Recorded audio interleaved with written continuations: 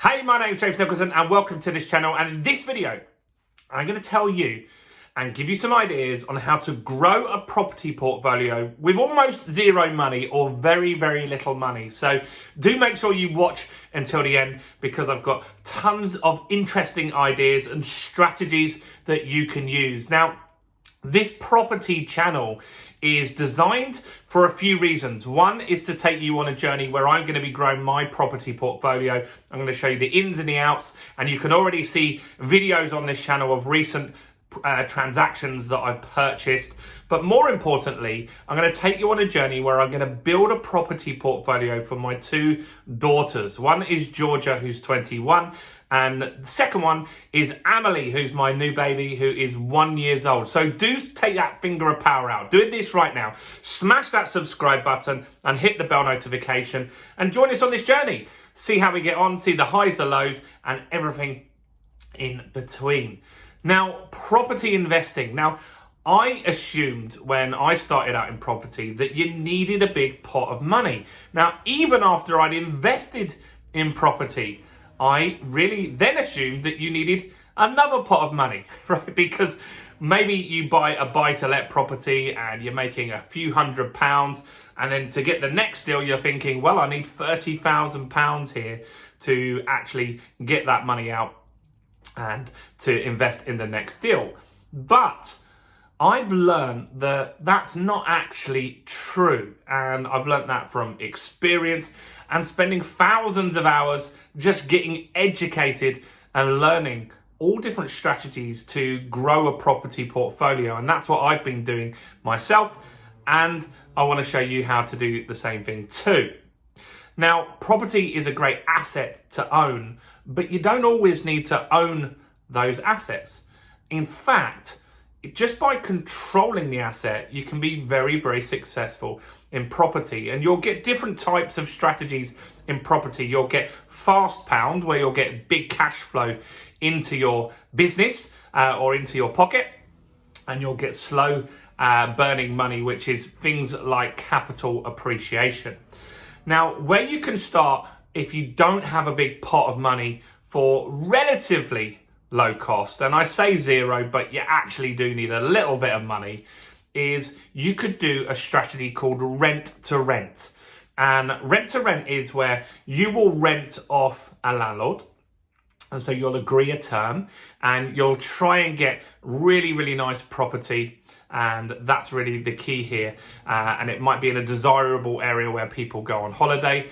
And then you will rent it out as serviced accommodation. Now, I do this near Tower Hill, Tower Bridge, Tower of London. And so I've got a property over there which we rent, and then I rent it out on Airbnb and on Booking.com and to contractors and various people. There's a lot of office workers around there as well. And so then I make a margin on top of that. Now, that property did cost me some money to get into, and the cost of that was around £4,000, and that's for the deposit on the property and to put a few nice things in there, like nice duvets, and it was actually furnished already, but you need some extra things like cutlery, microwaves, all that kind of stuff, right? And so that cost me around £4,000. Now, I actually joint ventured with someone on that, so they paid half that money, so that's straight away cut my cost down to £2,000. It also cut my risk down if it didn't work out as well. Now, if you only needed £2,000 and you don't have that money, you could show that deal to somebody else who might lend you the money. And that's where you can get into a property deal here. And that deal makes more money as a serviced accommodation than it would do if it was just a vanilla buy-to-let. So that's one way that you can do that. Another way that you can secure property for almost nothing is something called a lease option. Now, lease options don't work particularly well in the south of the UK because prices have risen so fast. But what happened in 2008 was there was a credit crunch. I'm sure you remember, right? And that meant that banks stopped lending, house prices dropped 15% or so.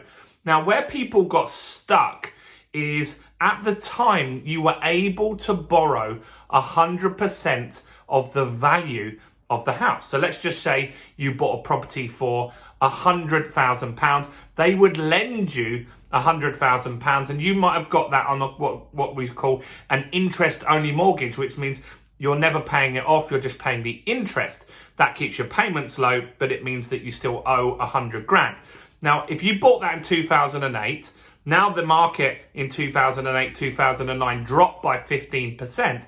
That now means that your house is worth £85,000, but you owe 100. So if you go to sell it through an estate agent or an auction or wherever, someone's only going to pay you £85,000, but you owe 100, meaning that if you sold it, you'd have no property and you'd have to pay back the bank an extra £15,000. Now, those properties took a while to start recovering, and there are a number of areas in the UK where people could be in negative equity still. Now, they might need to sell for some reason or just get out of that property. Maybe they're in arrears, and you can come along and come up with an option agreement. Now, what this does is it allows you to secure the asset today. So you start taking on the mortgage payments. If they've got arrears, you would look to help them and get those arrears covered. So that could be a cost, but you're looking to just take the payments on going forward, and then maybe look to rent it out or do something similar with that. Now, where the option comes in play is you will secure the asset today, but you'll say, look, I want to take this off your hands and give me 7 years to allow the market to recover, right? And over time, the market will recover, and your goal is that once the property is maybe worth 125 or 150,000 pounds, then you will buy it off them, right? And then you'll have benefited from that increase, and you'll be able to get into that property very, very cheaply.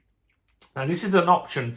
It's called a lease option. Now, if after 7 years you say, look, the house prices haven't gone up, you're not obligated to buy that property, and you could give that back to that person as well, or you could agree to extend that option. There's lots of different stuff on that, and I've made videos on lease options on this property on this channel, right? So do go and check those out. So that's an option agreement.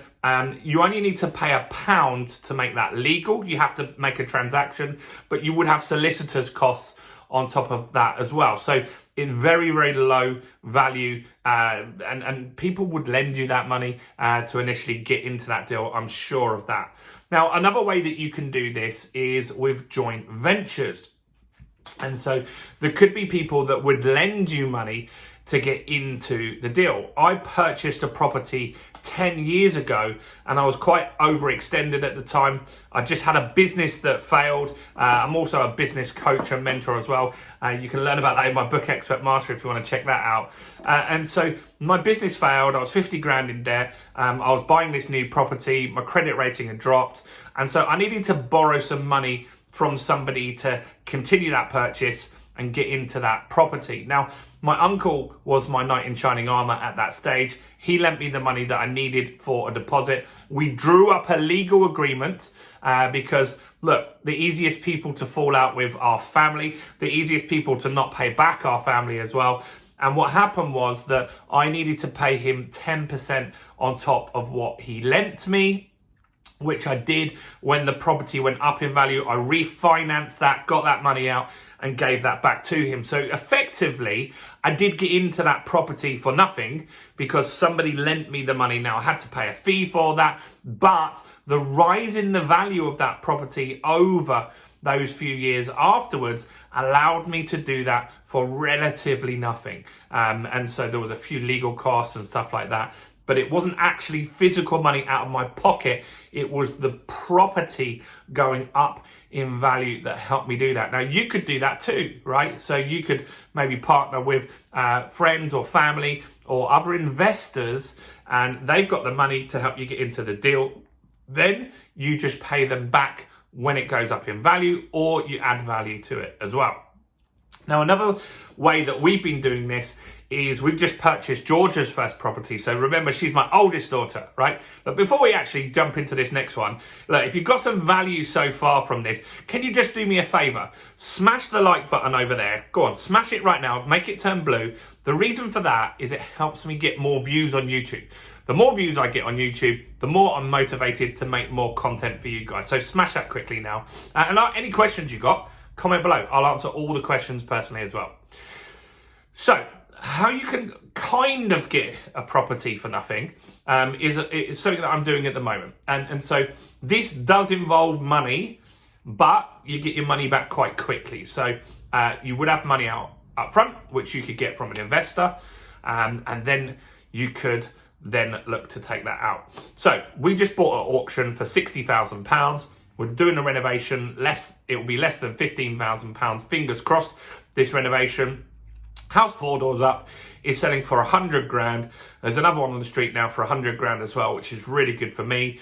So that means that houses, hopefully, when I get valued and put a mortgage on it, will be valued at £100,000. That means the bank on a buy-to-let mortgage will lend me 75% of that 100,000, because that's what they will lend you. On a buy-to-let mortgage, they'll lend you 75% loan to value. So if it gets valued at 100, I can get 75 back. So I paid 60 to buy it. 15, well, it's going to be less than 15, all barring a major catastrophe. 15 grand to refurbish it. Now I'm getting all my money back. 60 and 15 is 75. I'm going to get all of my money back. In fact, I'm more likely to get this done for 10 grand. So I might even make a 5 grand profit on doing that up. So then I get my money back, and then I do it again and again and again. And I've actually been sharing this strategy with a few of my friends who can't be bothered with the hassle, right? So they don't want to go up north.